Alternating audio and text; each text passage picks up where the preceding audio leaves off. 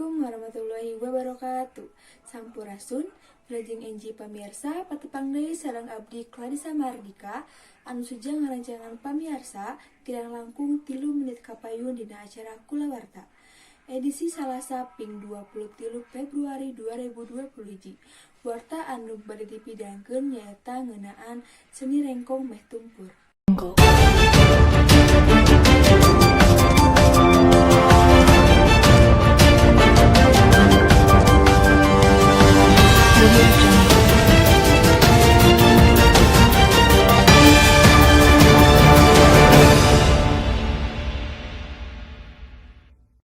Seni rengkong teh kiwari geus jarang anu nanggap di tatar Pasundan.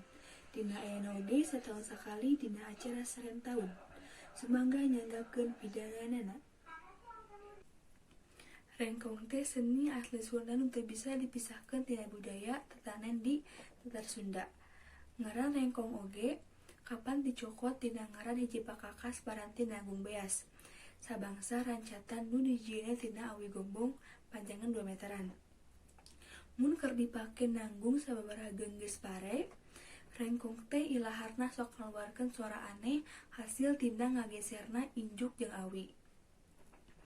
Ari nu maenkeunana, nurutkeun Asep seniman asal Kuningan, biasana lalaki nu geus sawawa bari dipakean pakaian adat Sunda lengkep jeung pangsi hideungna dibubuhan ku iket atawa totopong. Seni rengkong teh baheula mah mindeng dipidangkeun dina acara-acara tradisi, tapi ayeuna mah jarang iwal di acara tahunan panen raya.